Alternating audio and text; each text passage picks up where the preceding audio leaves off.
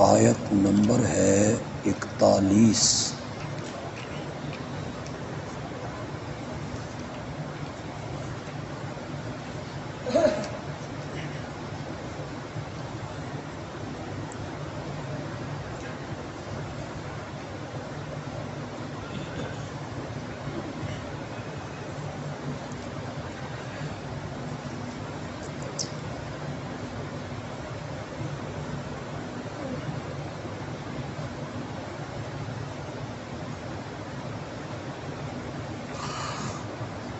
اعوذ باللہ من الشیطان الرجیم، بسم اللہ الرحمن الرحیم۔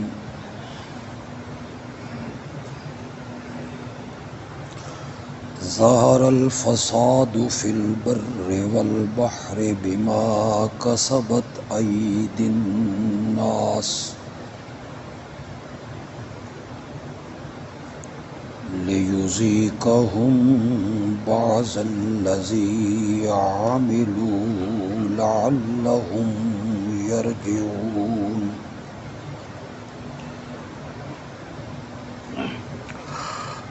قل سیروا فی الارض فانظروا کیف کان عاقبۃ الذین من قبل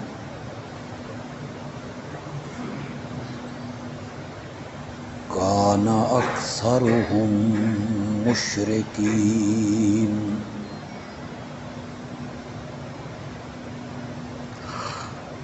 فَأَقِمْ وَجْهَكَ لِلدِّينِ الْقَيِّمِ مِنْ قَبْلِ أَنْ يَأْتِيَ يَوْمٌ لَا مَرَدَّ لَهُ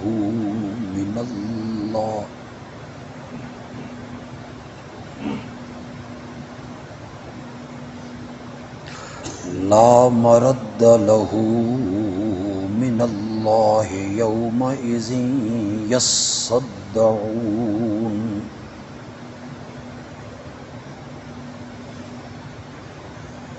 اللہم صل علی سیدنا و مولانا محمد النبی الأمی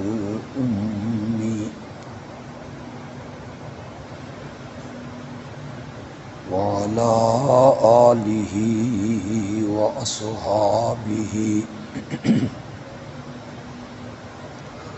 وبارک وسلم ثم صلی علیہ۔ تھوڑا جی آواز دو جی، تھوڑا جی آواز آ کے دے، ہلکا جی۔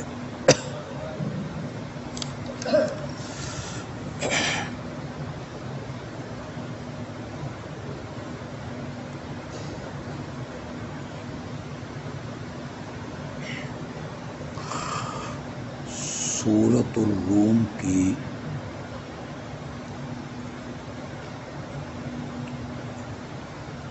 32 آیتوں کا ترجمہ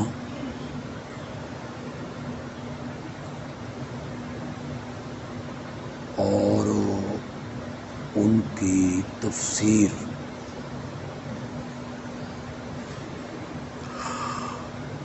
پچھلے درسوں میں آپ سن چکے۔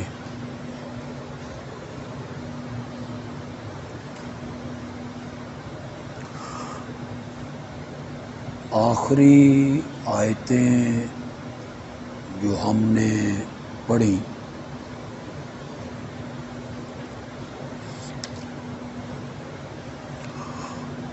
ان میں مومنوں سے اللہ نے خطاب کیا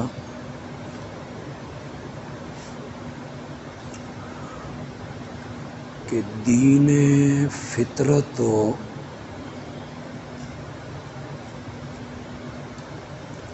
جو توحید ہے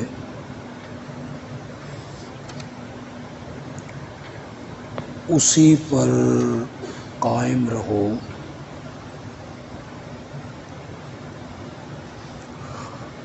اس دین توحید کو شرک سے نہ بدلو،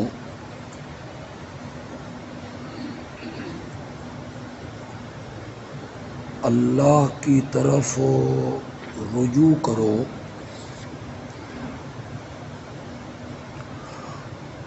اور شرک کرنے والوں میں سے نہ ہوو۔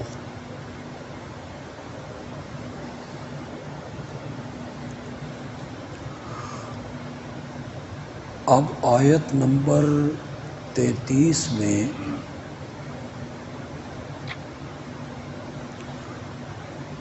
اللہ مشرکین کے رویوں پر شکوے کرنے لگے۔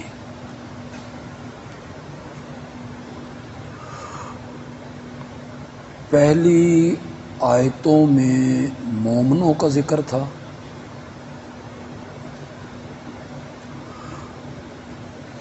اب آیت نمبر 33 سے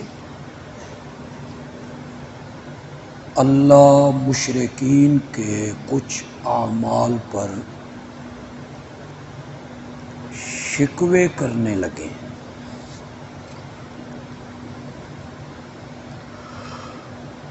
وَإِذَا مَسَّ النَّاسَ ضُرٌّ،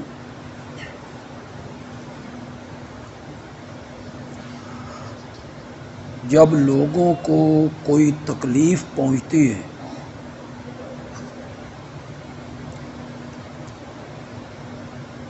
کوئی مصیبت، کوئی دکھ، دعوا ربہم،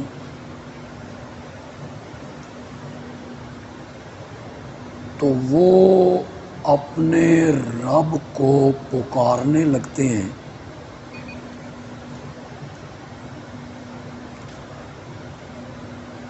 اس رب کی طرف رجوع کرتے ہوئے۔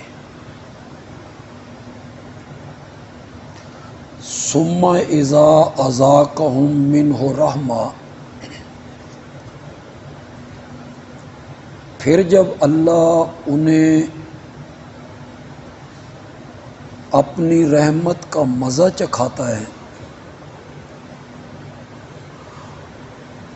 یعنی وہ دکھ دور ہو گیا، وہ مصیبت ٹل گئی،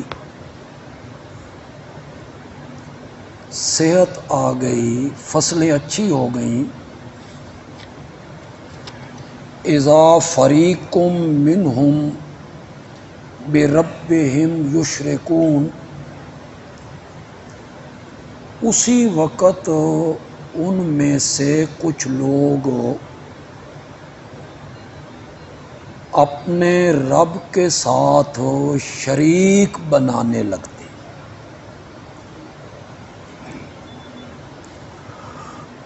یہ اللہ نے اس زمانے کے مشرکین کا نقشہ کھینچا ہے۔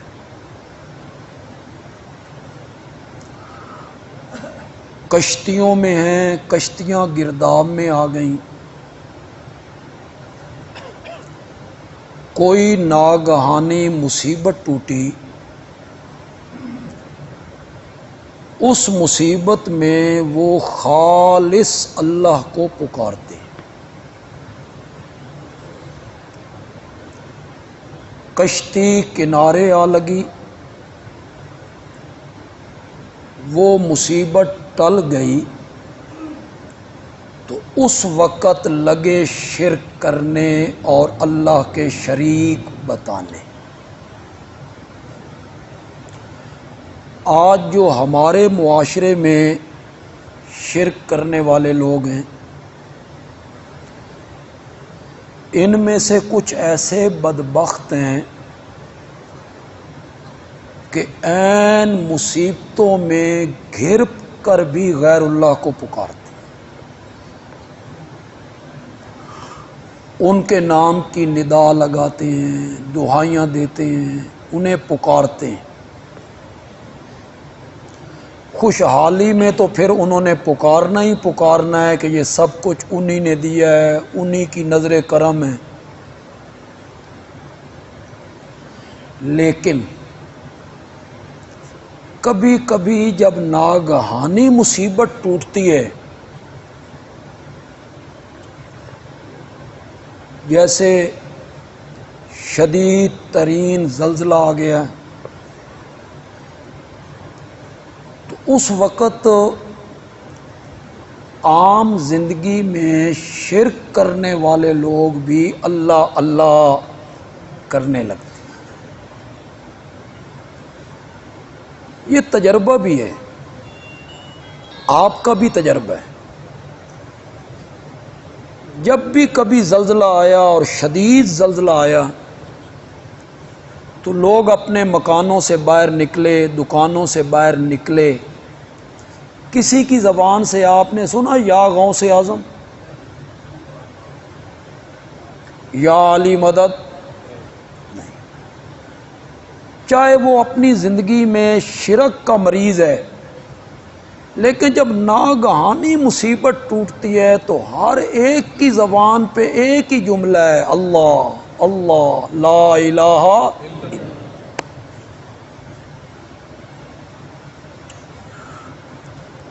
ایک ذاکر مجلس پڑھ رہا ہے اور مجلس کے دوران زلزلہ آ گیا،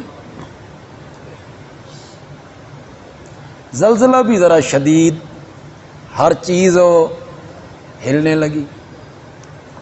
جن لوگوں کا دعویٰ تھا کہ یہ زمین تھام ہی حضرت علی نے رکھی ہے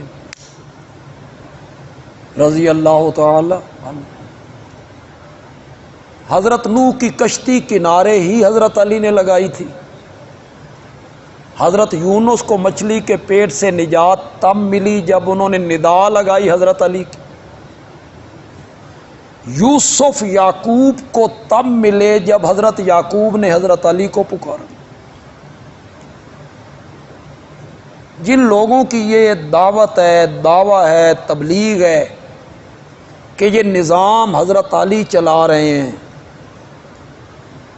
وہ جب زلزلہ آیا اور ہر چیز ہلنے لگی تو ذاکر صاحب کی زبان پہ بھی آ رہا ہے لا الہ الا اللہ، لا الہ الا اللہ، اللہ اللہ اللہ۔ مجال ہے ایک مرتبہ بھی نکلا ہو یا علی مدد، تو یہ قرآن نے نقشہ کھینچا۔ جب کوئی مصیبت ٹوٹتی ہے تو وہ خالص اللہ کو پکارتے ہیں، اور جب ہم اس سے نجات عطا کر دیتے ہیں تو پھر اس وقت وہ شریک بتانے لگتے ہیں اور شرک کرنے لگتے ہیں۔ لِيَكْفُرُوا بِمَا آتَيْنَاهُمْ، لام عاقبت کا بنا لیں۔ یہ سب کچھ وہ اس لیے کرتے ہیں، نتیجہ اس کا یہ ہے کہ وہ ناشکری کریں بما ان نعمتوں کی، آتیناہم جو نعمتیں ہم نے انہیں عطا کر رکھی۔ خوشحالی میں جب وہ شرک کرتے ہیں نا تو دراصل وہ اللہ کی عطا کردہ نعمتوں کی کیا کرتے ہیں؟ ناشکری کرتے ہیں۔ آگے اللہ نے تنبیہاً کہا فتمتعوا، کھا پی لو،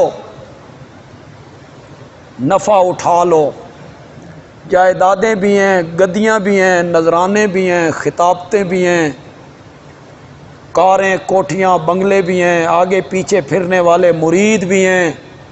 فتمتعوا، نفع اٹھا لو، فسوف تعلمون، ان قریب تمہیں پتہ لگ جائے گا۔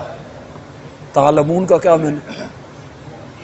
ان قریب تمہیں پتہ چل جائے گا۔ جب ہمارے پاس آؤ گے نا اور ہم میچا لیں گے نا تو تمہیں ساری سمجھ آ جائے گی۔ اب کھا پی لو دنیا میں جتنا کھانا پینا ہے تم نے۔ اس سے اگلی آیت میں اللہ نے ان مشرکین کے بارے میں کہا، کیا ان مشرکین کے پاس شرک کی کوئی دلیل موجود ہے؟ پہلی کتابوں سے ہو، کسی پہلے نبی نے یہ تبلیغ کی ہو، اور آج کے مشرکین سے اسی لہجے میں ہم بات کرتے ہیں.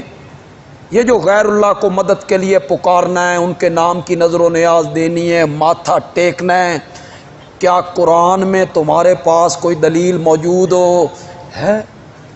اللہ پوچھتے ہیں کیا ان کے پاس کوئی دلیل ہے جس کی بنا پہ یہ شرک کرتے ہیں؟ اگلی آیت میں بھی اللہ نے اسی بات کو بیان کیا کہ جب انہیں کوئی رحمت پہنچتی ہے، مہربانی ہوتی ہے، دولت میں فراوانی ہو جاتی ہے، بارشیں ہوتی ہیں، فصلیں اچھی ہوتی ہیں، تجارت میں نفع ہوتا ہے، صحت آ جاتی ہے، فارحو بہا، خوش ہوتے ہیں. اور جب انہیں کوئی برائی پہنچتی ہے ان کے کرتوتوں کی وجہ سے، اس وقت وہ آس توڑ بیٹھتے ہیں، نا امید ہو جاتے ہیں.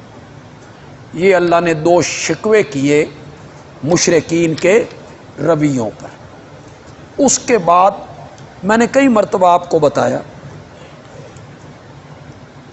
کہ اصل جو دعویٰ ہے قرآن کا اور ہر سورت کا وہ ہے توحید، لا الہ الا اللہ. جس چیز کو اللہ ثابت کرنا چاہتے ہیں، منوانا چاہتے ہیں، جو منوانا چاہتے ہیں وہ ہے لا الہ الا اللہ. تو اللہ جب شکوے کرتے ہیں، ڈراوے سناتے ہیں، خوشخبریاں سناتے ہیں، تو پھر اللہ اصل مقصد کی طرف لوٹتے ہیں. چنانچہ دو شکوے کرنے کے بعد اللہ نے توحید پر ایک عقلی دلیل پیش کیجیے. اولم یرو، کیا وہ نہیں دیکھتے؟ یہ مشرکین جو خوشحالی میں شرک کرنے لگتے ہیں، کیا یہ نہیں دیکھتے ان اللہ یبسط الرزق لمن یشاء، بے شک اللہ ہے وہ جس کے لیے چاہتا ہے روزی کشادہ کر دیتا ہے، فراخ کر دیتا ہے، وَيَقْدِرُ، اور جس کے لیے چاہتا ہے روزی تنگ.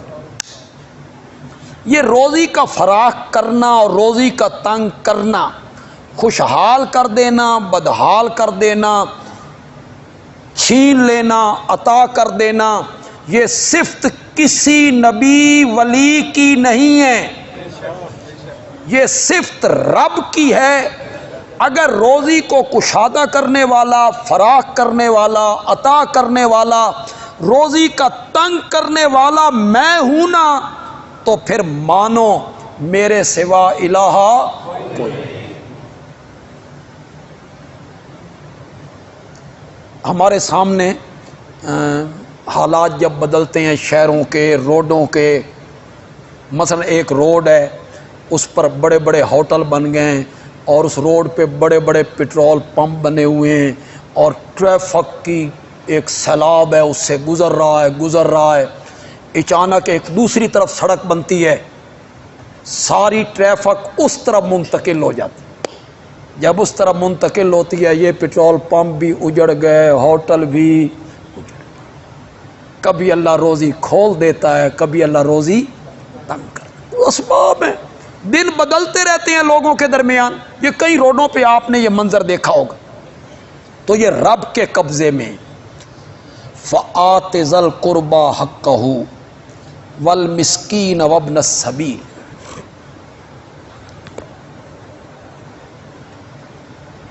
قرآن پاک میں اللہ تعالی لوگوں سے کہتے ہیں کہ اگر تم میری گرفت سے بچنا چاہتے ہو نا اور میرے عذاب سے بچنا چاہتے ہو نا تو 3 کام کرو. 3 کام کرو، میں عذاب ٹال دوں گا. پہلا کام یہ ہے کہ شرک نہ کرو. دوسرا کام یہ ہے کہ کسی پہ ظلم نہ کرو. اور تیسرا کام یہ ہے کہ احسان کرو، لوگوں کے ساتھ اچھا سلوک کرو، نیکی کرو. یہ 3 امور اللہ بیان کرتے ہیں. کس لیے بیان کرتے ہیں؟ عذاب کو دفع کرنے کے لیے، ٹالنے کے لیے. میرے عذاب سے بچنا چاہتے ہو تو 3 کام کرو. شرک چھوڑ دو، ظلم کسی پہ نہ کرو، احسان کرو۔ اب سورۃ روم میں پچھلی آیتوں میں ایک امر بیان ہو چکا ہے، شرک نہ کرو، یہ بیان ہو چکا ہے۔ اب اللہ ایک اور امر بیان کرنے لگے، احسان کرو، لوگوں کے ساتھ اچھا سلوک کرو۔ فآت ذی القربى حقہ، پس دے قریبیوں کو ان کا حق،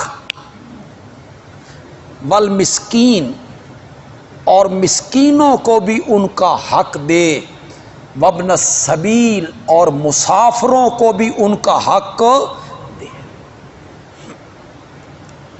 یہ جو اللہ خرچ کرنے کی ترغیب دے رہے ہیں، تو اللہ تعالیٰ جو انداز اپنا رہے ہیں وہ کیا کہہ رہے ہیں؟ تو کوئی احسان نہیں کر رہا ہے، ان کو جو تو دے رہا ہے تو یہ ان کا کیا ہے؟ وفی اموالہم حق للسائل والمحروم، وہ جو اچھے لوگ ہوتے ہیں نا، ان کے مالوں میں سوال کرنے والے، مانگنے والوں کا حق ہے۔ اللہ تعالیٰ یہ کہنا چاہتے ہیں کوئی احسان نہیں ہے، وہ تجھ پر لازم ہے کہ جو غریب رشتہ دار ہیں، مسکین ہیں، یتیم ہیں، غریب ہیں، محلے کے لوگ ہیں، پڑوسی ہیں، انہیں ان کا حق دو۔ ذالک خیر للذین یریدون وجہ اللہ، یہ چیز حق دینا، ان پہ خرچ کرنا، ان کی خدمت کرنا، یہ بہتر ہے ان لوگوں کے لیے جو اللہ کی رضا چاہتے ہیں۔ آپ سارے اللہ کی رضا نہیں چاہتے، ہر بندہ اللہ کی رضا چاہتا۔ فرمایا میری رضا چاہتے ہو نا تو پھر دولت پہ سانپ بن کے نہ بیٹھو، بلکہ اس دولت کو غریبوں، مسکینوں، یتیموں، ناداروں، مسافروں، مجاہدوں، طالب علموں، اپنی دولت کو ان پہ خرچ کرو۔ میں نے آج جمعے میں بھی ذکر کیا، یہاں بھی آپ کے خطیب صاحب بتا رہے تھے کہ 1,29,000 بل مسجد کا آیا ہے۔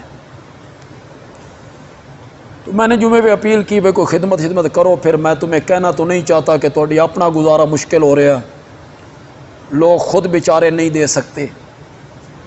تو بعد میں مجھے ایک بندہ ملا، اس نے کہا جی صرف مسجد کے لیے نہ مانگو، صاحب ثروت لوگ، سرمایہ دار لوگ، جن کو اللہ نے دولت دی ہے، پیسہ دیا ہے، وافر دیا ہے، اتنا وافر دیا ہے کہ ان کا جو ماہانہ کرایہ ہے نا دکانوں کا، بلڈنگوں کا، پلازوں کا، وہ بھی 20 25 لاکھ ہے، وہ جو کرایہ وصول ہوتا ہے انہیں۔ اس طرح کے لوگوں کو ترغیب دو کہ جو انتہائی غریب لوگ ہیں ان کے بھی وہ بل ادا کریں۔ انتہائی غریب لوگ ہیں جو دے نہیں سکتے۔ یہ ہمارے مسجد کے خادم ہیں، ان ستا پیا بیچارہ محمد خان، یہ مجھے کہہ رہا تھا بھائی میری تنخواہ جتنی ہے نا اس تو 2000 زائد بل آئے، کہاں سے بندہ دے؟ کئی لوگ ہیں بیچارے، یہ صرف اس کی بات نہیں ہے یا میری یا مسجد کی بات نہیں ہے، کئی لوگ ہیں بیچارے، بڑے حالات عجیب ہیں۔ اور میں نے جمعے بھی کہا ہے، اور مجھے خطرہ ہے کہ یہ لاوا پھٹ نہ جائے، خطرہ مجھے یہ ہے کہ جب لوگ گھروں میں جائیں گے نا اور میٹر ان کے کاٹے جائیں گے، بچے ان کے بھوک سے روئیں گے، سوئیں گے نہیں، روٹی مانگیں گے، اس کے پاس روٹی نہیں ہوگی، تو شاید یہ خودکشی نہ کرے، شاید یہ خودکشی نہ کرے، خودکشی والا ہتھیار تم پہ استعمال کرے۔ مجھے یہ خطرہ ہے کہ کہیں حالات اس طرح نہ ہو جائیں، لاوا نہ پھٹ جائے۔ لہذا ارباب اقتدار کو سوچنا ہو کہ وہ انصاف کے ساتھ فیصلے کریں، جتنی بجلی ہم خرچ کرتے ہیں اتنی رقم ہم سے وصول ہو کریں۔ ہمارا جو مسجد کا بل ہے، معاویہ مسجد کا، مجھے ان کی مسجد کا تو پتہ نہیں 18 بلاک کا، اس میں انکم ٹیکس 17 کے پتہ نہیں 18,000 انکم ٹیکس. چلو جی، اور جب کوئی ٹیکس کا نام نہیں نہ آتا مزید ٹیکس، اس کو کیا نام دیے؟ یہ ظلم نہ کرو، یہ ظلم نہ کرو. یہ آگے سود کے بارے میں اللہ بات کر رہے ہیں کہ یہ جو سودی کاروبار کرتے ہو اور اپنا مال بڑھاتے رہتے ہو، یہ ظلم نہ کرو، یہ ظلم نہ کرو. اس طرح مال نہیں بڑھتا اللہ کے ہاں، اس طرح مال نہیں بڑھتا. ہاں زکوٰۃ اور خیرات سے مال بڑھتا ہے. تو سود کی بے کنی کی ہے شریعت نے، سود کے معاملے میں سخت رویہ رکھا ہے قرآن نے، حدیث نے. اتنی سخت وعید ہے، چھوڑ دو سود. اگر میرے منع کرنے کے باوجود سود نہیں چھوڑتے ہو تو پھر اللہ اور اللہ کے رسول کے ساتھ جنگ کرنے کے لیے تیار ہو. اللہ اکبر، بڑی سخت وعید.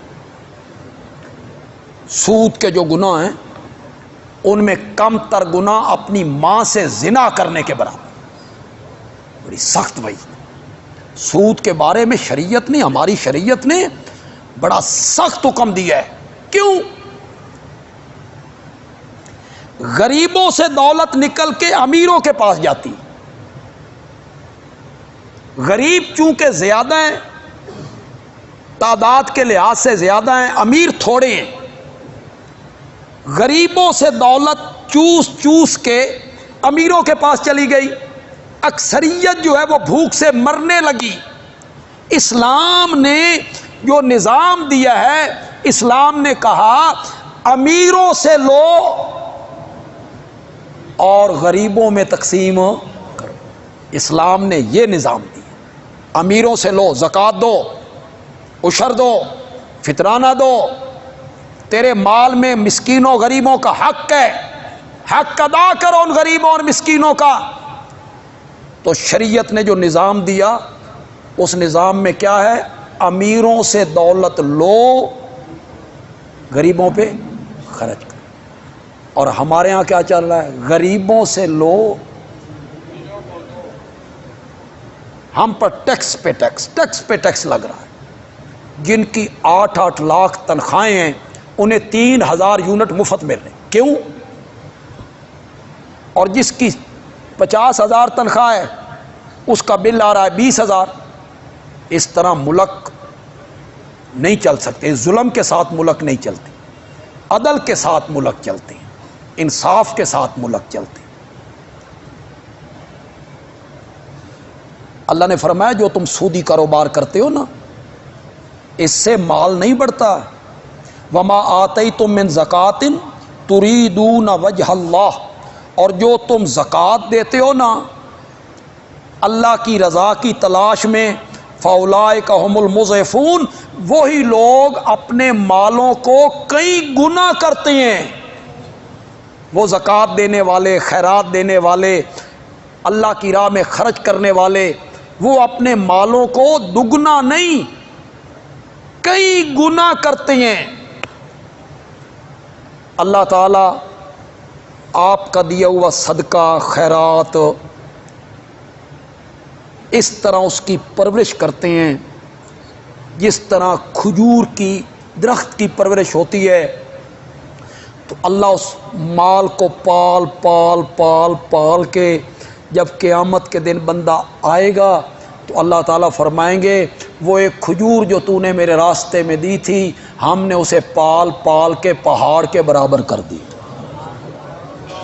چل جا اس پہاڑ کو اپنے اعمال نامے میں رکھ. لیکن ہمارے ہاں مصیبت یہ ہے زندگی میں خرچ نہیں کرنا، مرنے کے بعد کرنا ہے. اب بیٹوں کو خیال آیا بے ابے دا ایصال ثواب کر، اب بیٹوں کو خیال آیا بے اما دا ایصال ثواب کر. اب پیچھے سے روٹیاں بھیجی جا رہی ہیں جناب، اور دعوتیں ہو رہی ہیں، اور تیجا، ساتاں، 20واں، 40واں، برسیاں. زندگی میں خرچ کرو نا. اپنے اختیار سے خرچ کرو نا.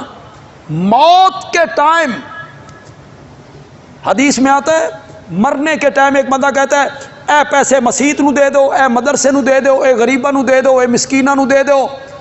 اللہ تعالیٰ فرماتے ہیں اس دی ضرورت نہیں, اے ہن تیرا نہیں, ادھر دے دو اور ادھر دے دو اور ادھر دے دو. اب یہ وارثوں کا ہے.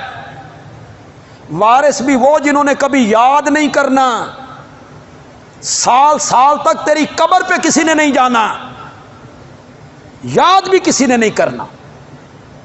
اور تیسری چوتھی نسل کے بعد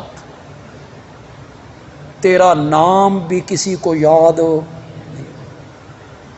نہیں تو تواڈے چ جنہاں نوں پردادے دا نام آندا بول خود تو چلو پردادے کا آ گیا, پردادے کا جو باپ تھا اس کا بول. مجھے خود پردادے کے اوپر کا کوئی پتہ نہیں. لوگ کہتے ہیں نام بڑا زندہ رہتا ہے, نام زندہ رہتا ہے. 2-3 نسلوں کے بعد کون نام یاد رکھتا ہے؟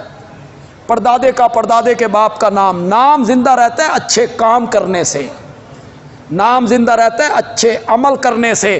نام زندہ ہے امام اعظم امام ابو حنیفہ کا, امام شافعی کا, امام مالک کا, امام احمد کا, امام بخاری, مسلم, ترمذی, ابن ماجہ, نسائی. نام زندہ ہے ابن کثیر کا, نام زندہ ہے ابن حجر کا, نام زندہ ہے عینی کا, مفسرین کا, محدثین کا, ائمہ مجتہدین کا, فقہاء کا, علماء کا. نام اس طرح زندہ رہتے ہیں. سود اس سے مال نہیں بڑھتا, اور زکوٰۃ اور خیرات سے مال کیا ہے؟ بڑھتا ہے. اللہ الذی خلقکم ثم رزقکم ثم یمیتکم ثم یحییکم. بڑا عجیب انداز ہے اللہ کا. درمیان میں امور بیان کیے, احسان کرو, اور پھر سود سے روکا, جس کا خلاصہ یہ تھا کہ ظلم, یہ سودی کاروبار ظلم ہے, احسان کرو ظلم نہ کرو. جب یہ 3 امور بیان کر لیے نا, اللہ ایک مرتبہ پھر توحید پر عقلی دلیل پیش کرنے. کیوں؟ اصل مقصد کیا ہے؟ مسئلہ توحید. اللہ وہ ہے جس نے تم کو پیدا کیا, ثم رزقکم, پھر وہ تمہیں روزی دیتا ہے, ثم یمیتکم, پھر وہ تمہیں مارے گا, ثم یحییکم, پھر وہی تمہیں زندہ کرے گا. پیدا کرنے والا بھی وہ ہے, روزی دینے والا وہ ہے, زندگی بخشنے والا وہ ہے, موت دینے والا وہ ہے, اور قیامت کے دن دوبارہ زندہ کرنے والا وہ ہے. بڑی زبردست بات کی اللہ نے. اللہ کرے آپ بھی لطف اندوز ہوں. فرمایا سبحانہ حل من شرکائکم من یفعل من ذالکم من شیء. پیدا کرنا میرا کام ہے, روزی دینا میرا کام ہے, موت دینا میرا کام ہے, زندگی دینا میرا کام ہے. یہ ساری صفتیں تو میری ہیں. حل من شرکائکم, ہے کوئی تمہارے شریکوں میں سے, یفعل من ذالکم من شیء, جو یہ سارے کام نہ کرے, ان میں سے کچھ تو کرے. ہے تمہارے شریکوں میں سے جن کو تم شریک بناتے ہو, جن کے تم سجدے کرتے ہو, جن سے تم مدد مانگتے ہو, جن کے نام کی ندا دیتے ہو, جن کے نام کی نظر و نیاز دیتے ہو, جن کے نام کی منتیں مانتے ہو. ان میں سے کوئی ہے کہ پیدا کرنا اس کے اختیار میں ہو, روزی بڑھانا اس کے اختیار میں ہو؟ قرآن نے دوسری جگہ کہا لا یخلقون شیئا وہم یخلقون. انہوں نے کچھ نہیں بنایا, وہ خود بنائے گئے ہیں. اور ایک جگہ پہ فرمایا لن یخلقوا ذبابا, وہ ایک مکھی نہیں بنا سکتے, ان کے اختیار میں ایک مکھی کا بنانا بھی نہیں ہے. وہیں یسلبہم الذباب شیئا لا یستنقذوا منہ, خدا دی قسم اللہ بھی مشرکاں دے پلے ککھ نہیں چھوڑے. یہ کہتے ہیں چھپر پھاڑ کے دیتے ہیں، جھولیاں بھر دیتے ہیں، اختیار ہیں ان کو، غوث اعظم ہیں، دستگیر ہے، غریب نواز ہیں، لجپال ہیں. اللہ نے فرمایا اگر مکھی ان سے کوئی چیز چھین کے لے جائے، یسلبہم الذباب شیئا، مکھی کیسے بنائیں گے؟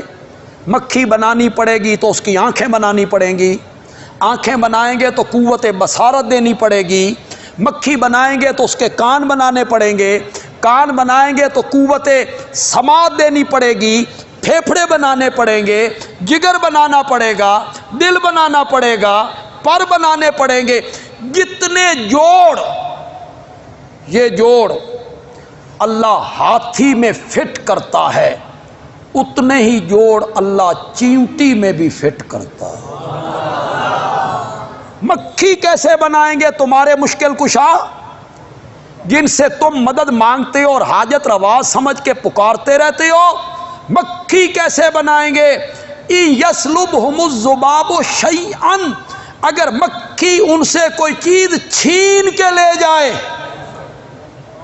اور خدا کے لیے چھیننے کے لفظ پہ تو غور کرو یار. چھین کے کون لے جاتا ہے؟ کمزور. چھین کے کون لے جاتا ہے؟ اور جس سے چھن جائے، جس سے چھن جائے وہ کمزور ہوتا ہے، جو چھین کے لے جائے وہ طاقتور ہوتا ہے.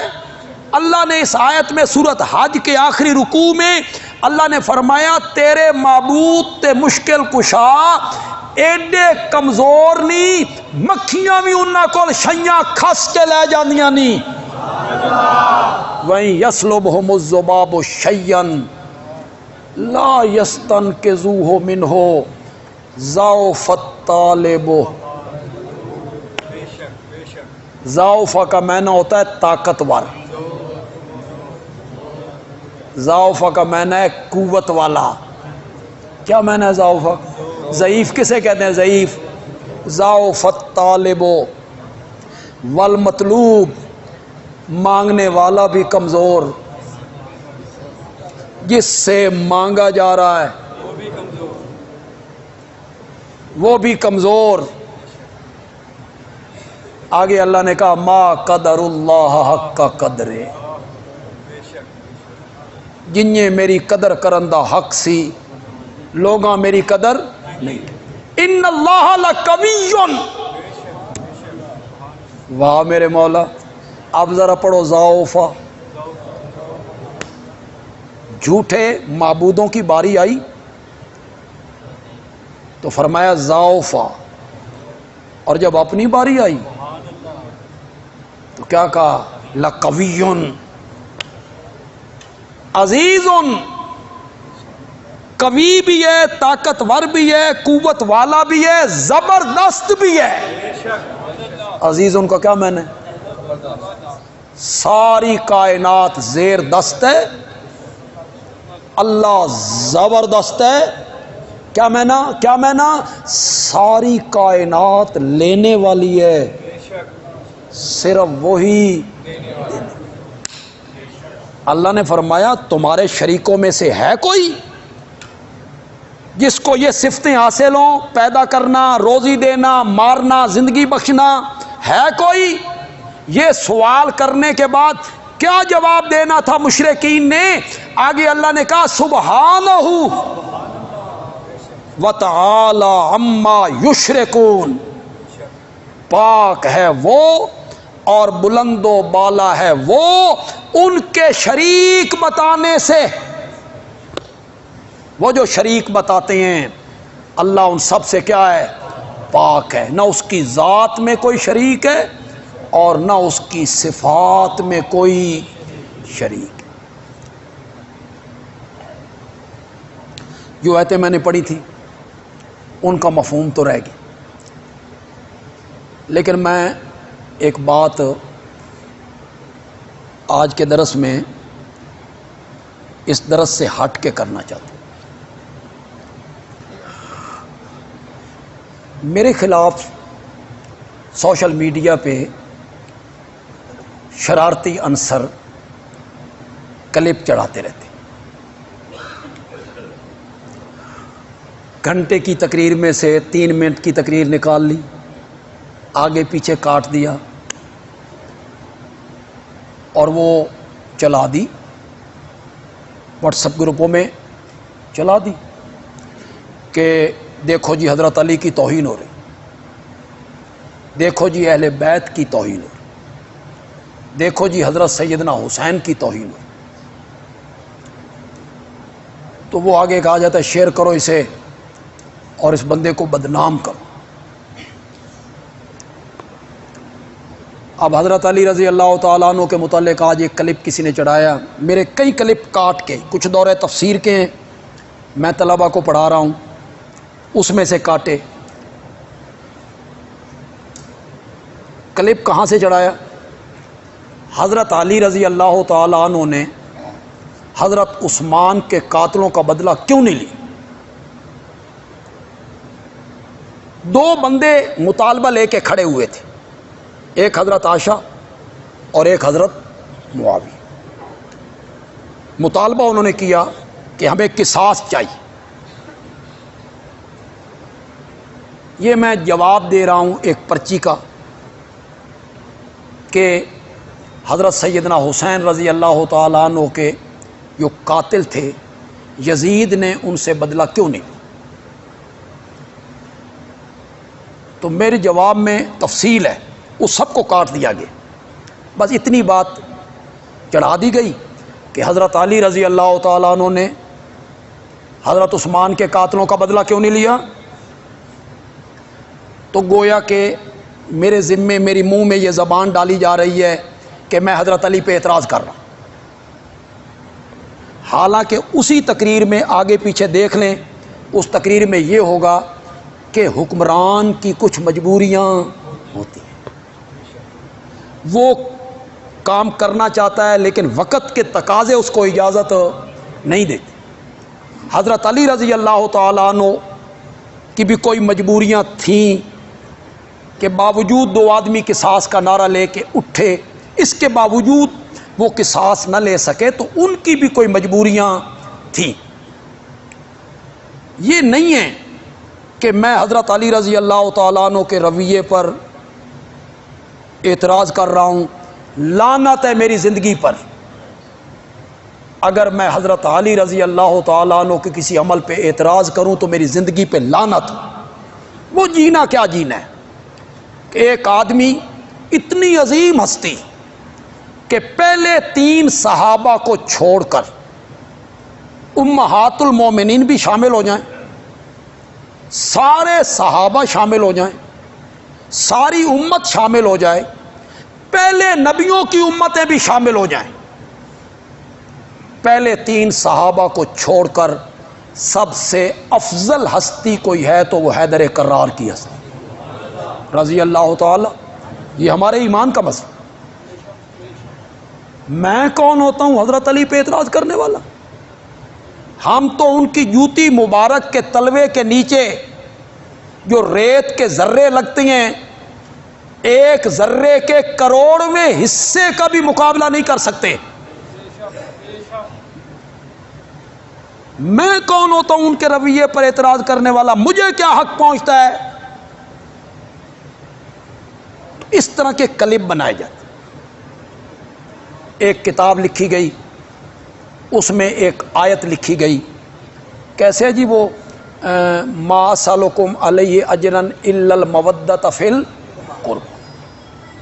اس آیت پہ میں نے طالب علموں سے گفتگو، دورہ تفسیر میں گفتگو، کہ کچھ لوگ اس کا معنی یہ کرتے ہیں میں تم سے کوئی اجرت نہیں مانگتا، میں تم سے تبلیغ پر کوئی مزدوری نہیں مانگتا، ہاں حضرت علی، فاطمہ، حسنین کریمین سے محبت کیا کرو، الا المودۃ فی القربہ کا یہ معنی ہے کہ یہ جو میرے رشتہ دار ہیں ان سے محبت کیا کرو۔ وہ کون ہیں؟ حضرت فاطمہ، حضرت علی، حضرت حسن، حضرت حسین رضی اللہ تعالی عنہم اجمعین۔ اس پر میں نے کہا کہ رول مانی پڑھو، رول مانی نے دھجیاں بکھیر کے رکھ دی، یہ تمہارے معنی کی۔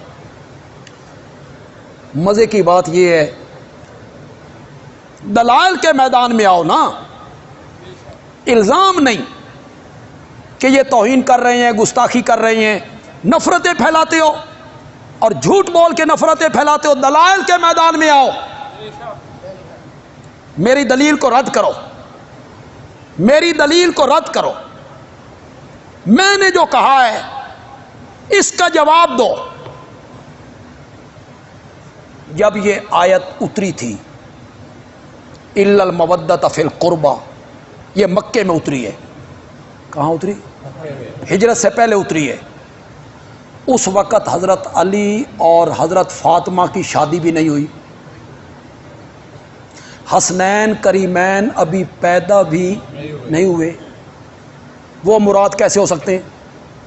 یہ میں نے کہا ہے کہ تم غلط معنی کرتے ہو اور پھر نبوت کے منصب کے خلاف ہے۔ یارو، میں جتنے لوگ آپ بیٹھے ہیں، میں تقریباً 25 سال سے یہاں درس دے رہا ہوں، ہر جمعے کو مغرب کے بعد۔ میری خطابتی زندگی کو 50 سال گزر گئے ہیں سرگودا میں۔ میں آپ مقتدیوں سے کہوں بھائی میں تم سے کوئی چیز نہیں مانگتا، میرے رشتہ داراں نال چنگا سلوک کرو، کہنا چاہیے مجھے یہ، کہنا چاہیے مجھے یہ کہ میں اتنا مانگتا ہوں کہ میرے رشتہ داروں سے اچھا سلوک کرو، خوف خدا کرو۔ نبوت کا منصب اور مطالبہ آپ یہ کریں کہ میں تبلیغ پہ تم سے کوئی اجرت نہیں مانگتا، میرے رشتہ داروں سے اچھا سلوک۔ انا للہ و انا الیہ۔ اس آیت کا معنی یہ ہے استثناء منقطع ہے، استثناء متصل نہیں ہے جناب۔ یہ کوئی اہل علم سن رہا ہے تو وہ نوٹ کرے اس بات کو، استثناء منقطع ہے۔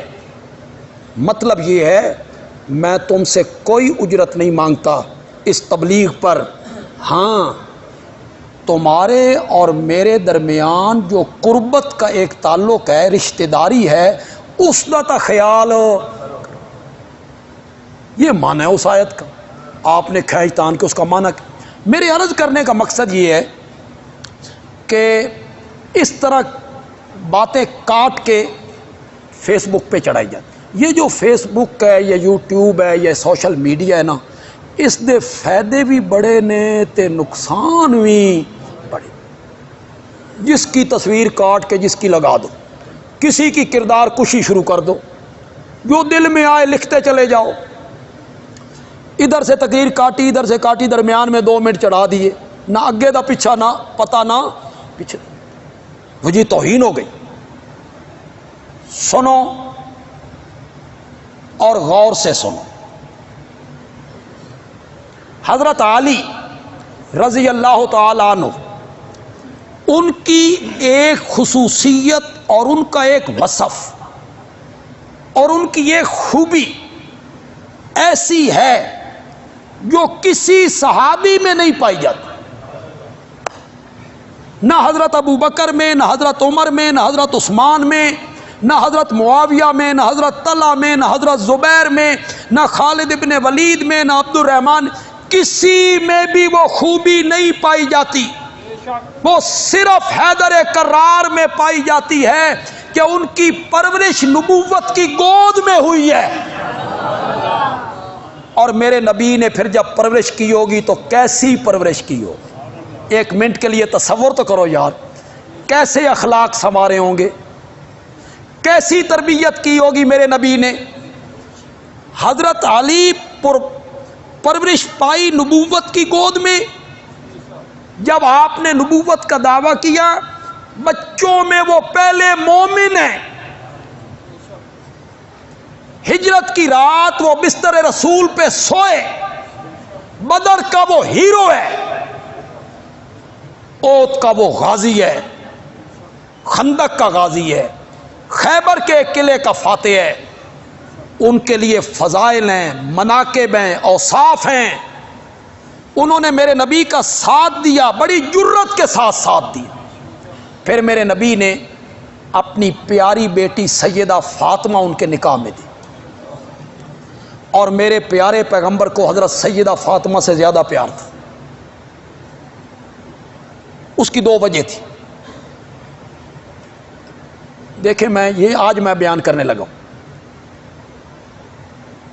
حسنین کریمین سے بھی زیادہ پیار تھا، ان دونوں نواسوں سے بھی آپ کو زیادہ پیار تھا۔ کیوں زیادہ پیار تھا؟ اس لیے زیادہ پیار تھا کہ ان کی والدہ محترمہ سے نبی پاک کو پیار تھا۔ حضرت فاطمہ کے ساتھ کیوں محبت تھی نبی پاک کو زیادہ؟ وجہ کیا ہے؟ وجہ یہ ہے کہ آپ کے 3 بیٹے تھے، وہ انتقال کر گئے۔ آپ کی 3 بیٹیاں اور تھیں، وہ بھی کیا کر گئیں؟ انتقال کر گئیں۔ اب بچی تو صرف سیدہ فاطمہ۔ اب نبی پاک کی نگاہوں کے سامنے تھی تو وہی تھی، باقی تو سارے چلے گئے اس دنیا سے۔ نبوت کی نگاہ کے سامنے ہے تو ایک بیٹی، اس وجہ سے میرے آقا سیدہ فاطمہ سے زیادہ محبت کر۔ اور دوسری وجہ اگر آپ کو پسند آ جائے تو کہنا بندیال بھی اچھی وجہ بیان کر گئی۔ باقی 3 بیٹیاں جی تھیں نا، زینب، رقیہ، ام کلثوم، یہ کھاتے پیتے گھرانوں میں بھی آئی گئی تھی۔ ابو العاص پیسے والے تھے، اور حضرت عثمان کے متعلق مجھے کہنے کی ضرورت ہی نہیں، وہ تاجر تھے۔ 3 بیٹیاں جو تھیں نا، یہ کھاتے پیتے گھرانوں میں۔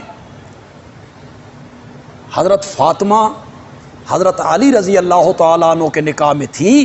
حضرت علی کی مالی پوزیشن اتنی بہتر نہیں تھی، یہ تو حدیثوں میں بھی آتا ہے۔ آپ نے کئی مرتبہ علماء سے نہیں سنا کہ حضرت علی رضی اللہ تعالیٰ عنہ نے سیدہ فاطمہ سے کہا کہ کچھ غلام آئے ہیں، لونڈیاں آئی ہیں، اپنے بابا کے پاس جاؤ اور تم بھی ایک لونڈی لے لو، مشکیزے میں پانی خود بھر کے لاتی ہو، چکی خود پیستی ہو، گھر کا جھاڑو خود دیتی ہو۔ تو حضرت فاطمہ آئی تھی، گھر کا کام سارا انہیں کرنا پڑتا ہے، مشکیزیں بھرنے پڑتی ہیں، چکی چلانی پڑتی ہے، جھاڑو دینا پڑتا ہے، برتن مانجنے پڑتے ہیں۔ تو حضرت فاطمہ ایک ایسے گھرانے میں تھی جو مالی لحاظ سے ذرا کمزور تھا، اور ایک والد، یہ فطرت ہے کہ جو بیٹی اس طرح کے گھروں میں ہو، والد اس بیٹی سے زیادہ محبت کرتا ہے۔ تو سیدہ فاطمہ سے نبی پاک باقی بیٹیوں کی نسبت زیادہ محبت کیا کرتے۔ تو چونکہ سیدہ فاطمہ سے زیادہ محبت تھی، تو ان کی جو اولاد تھی نا حسنین کریمین، ان سے بھی میرے آقا زیادہ محبت کرتے تھے۔ ان کے گھر جانا، ہر روز جانا،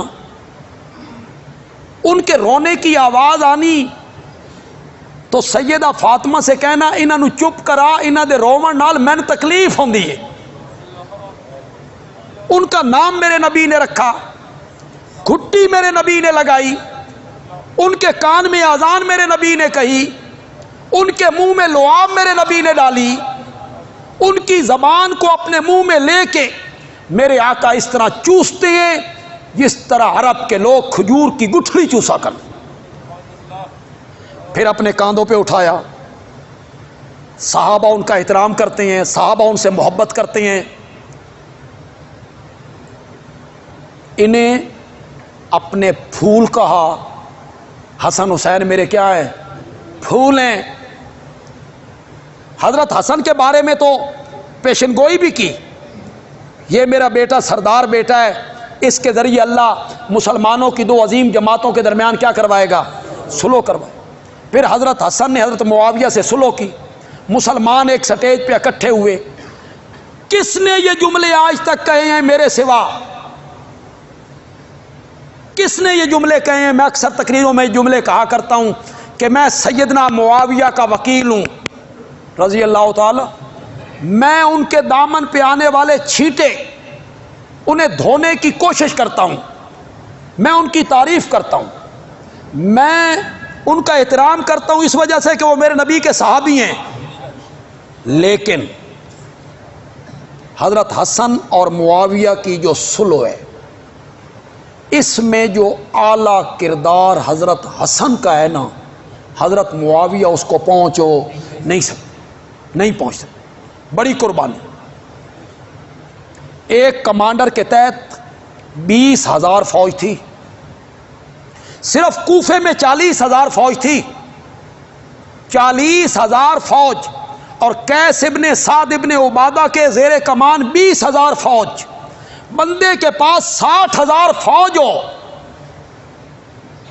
بیت المال ہو، اقتدار ہو، اور صرف اس لیے قربانی دے کہ میرے پیچھے ہٹنے سے اگر مسلمانوں کی 2 جماعتیں مل جائیں تو 2 جماعتوں کو ملنا چاہیے، مجھے اقتدار نہیں چاہیے۔ خدا دی قسمیں یہ حضرت حسن ہی کا کردار تھا، اور اس میں سیدہ فاطمہ کے دودھ کا اثر تھا، اور حیدر کرار کے خون کا اثر تھا، وہ پاکیزہ خون تھا۔ انہوں نے قربانی دی، حضرت حسن نے قربانی دی اور اپنے نانا کی پیشن گوئی کو پورا کی۔ میرے آقا ان سے محبت کرتے تھے، حضرت حسن سے بھی محبت کرتے تھے، حضرت حسین سے۔ ایک موقع پہ میرے آقا نے فرمایا، اللہ اکبر، ایک موقع پر میرے آقا نے فرمایا حضرت حسن کو دیکھ کے، مولا میں حسن سے محبت کرتا ہوں۔ آگے بھی سناؤں، میں حسن سے محبت کرتا ہوں، مولا تو بھی حسن سے محبت کر۔ اگلے جملے سنو ذرا، میں حیران ہو گیا، اگلے جملے ذرا سنو۔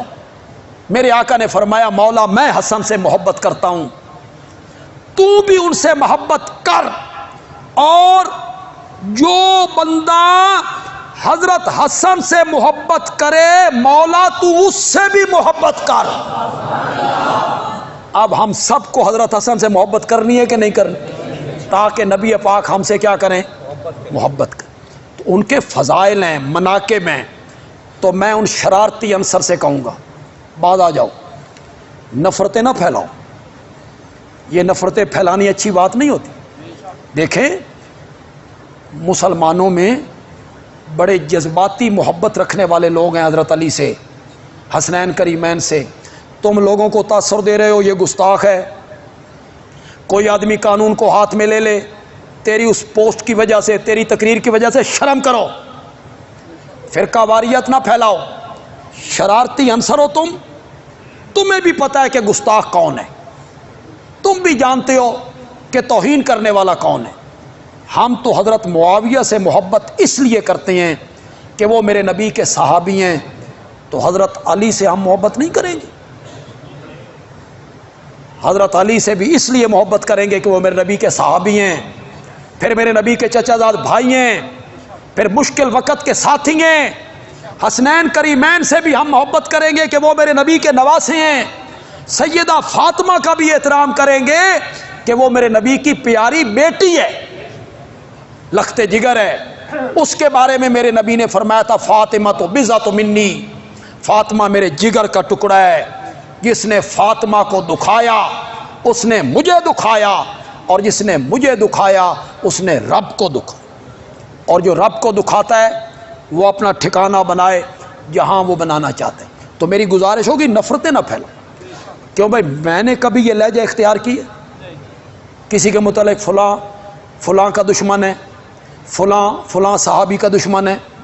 کبھی یہ لہجہ، ہم نفرتیں نہیں پھیلاتے کہ اشتعال پیدا ہو۔ تم لوگوں میں اشتعال پیدا کرنا چاہتے ہو۔ کراچی میں کیا ہوا؟ یہ تمہارے اشتعال ہی تو ہیں۔ ایک عالم کو صبح وہ سیر کر رہے ہیں باغ میں، تم نے انہیں گولیوں سے بھون دی۔ اہل حدیث عالم تھے وہ، ایک مدرسے کے محتمم تھے وہ۔